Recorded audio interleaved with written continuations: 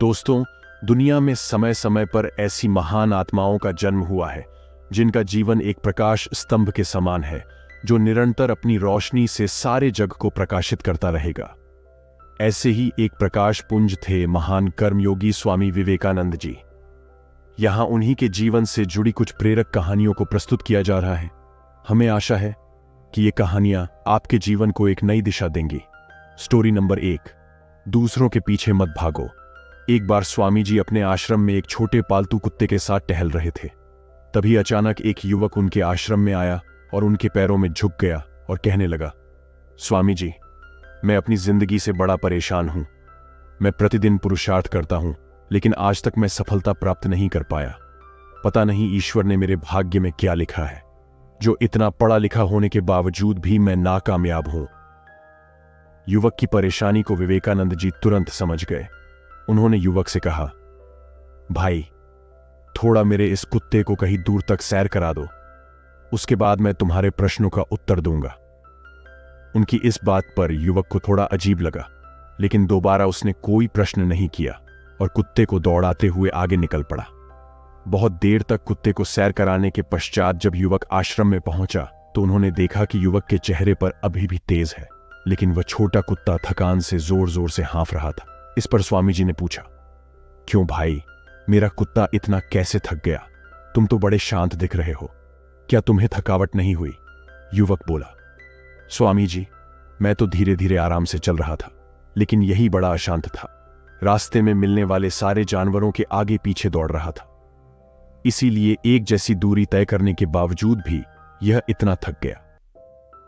तब विवेकानंद जी ने कहा, भाई, तुम्हारे प्रश्नों का उत्तर भी तो यही है। तुम्हारा लक्ष्य तुम्हारे अगल बगल है, वो तुमसे कहीं दूर थोड़ी है, परंतु तुम अपने लक्ष्य का पीछा करना छोड़ अन्य लोगों के आगे पीछे दौड़ते रहते हो, और इस तरह तुम जिस चीज को पाना चाहते हो उससे दूर चले जाते हो। युवक उत्तर से संतुष्ट हो गया और अपनी गलती को सुधारने में लग गया।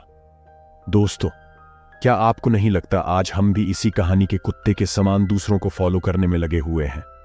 आपका मित्र क्रिकेटर है तो आप भी वही बनना चाहते हैं, भले ही उसमें आपकी कोई रुचि हो या नहीं। ऐसा करके हम अपनी प्रतिभा को खो बैठते हैं और जिंदगी भर संघर्ष करते करते रहते हैं। इसलिए दोस्तों, दूसरों को फॉलो न करें, अपना लक्ष्य खुद बनाएं और उसके पीछे पूरे लगन से लग जाएं। स्टोरी नंबर 2, स्वामी जी और विदेशी महिला। स्वामी जी से जुड़ा एक रोचक प्रसंग है।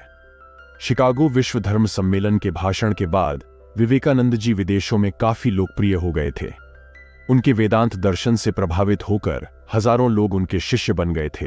उसी समय एक विदेशी महिला उनसे भेंट करने भारत आई।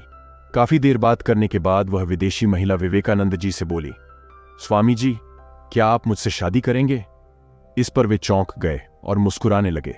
फिर बोले, देवी, ऐसा नहीं हो सकता, क्योंकि मैं ब्रह्मचर्य का पालन कर रहा हूं। इस पर महिला ने कहा, हे स्वामी, मुझे आपके समान ही प्रवीण बालक चाहिए, जो आगे चलकर विश्व को एक नई दिशा दे और अपनी माता का नाम प्रसिद्ध करे।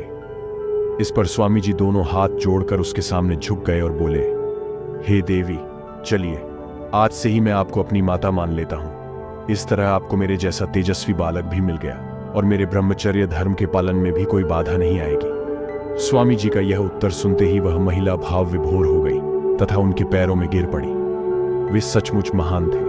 स्टोरी नंबर 3, एकाग्रता का रहस्य। स्वामी विवेकानंद और जर्मनी के संस्कृत भाषा के विद्वान प्रोफेसर पॉल डायसन संस्कृत साहित्य पर चर्चा कर रहे थे। किसी कारणवश प्रोफेसर साहब को उठकर बाहर जाना पड़ था। स्वामी जी पास पड़ी एक किताब उठाकर उसके पन्ने पलटने लगे। वह कविताओं का संकलन था। वे उसे पढ़ने में लीन हो गए। थोड़ी देर बाद प्रोफेसर डायसन अपना काम निपटाकर लौट आए, लेकिन स्वामी जी किताब पढ़ने में इस कदर खोए थे कि डायसन के लौटने का उन्हें पता ही नहीं चला। कुछ देर बाद डायसन को लगा कि स्वामी जी जानबूझकर उन्हें नजरअंदाज कर रहे हैं। पूरी किताब पढ़ने के बाद जब स्वामी जी ने अपनी गर्दन ऊपर उठाई तो डायसन को सामने बैठकर इंतजार करता पाया।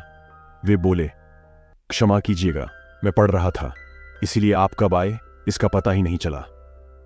स्वामी विवेकानंद द्वारा माफी मांगने के बावजूद डायसन के मन का मलाल खत्म नहीं हुआ। उन्हें यही लगता रहा कि स्वामी जी ने जानबूझकर उनकी उपेक्षा की। स्वामी विवेकानंद उनके मन का भाव जान गए। उन्हें दुख हुआ। डायसन को यकीन दिलाने के लिए वे किताब की कुछ कविताएं सुनाने लगे, लेकिन इसका उल्टा असर हुआ।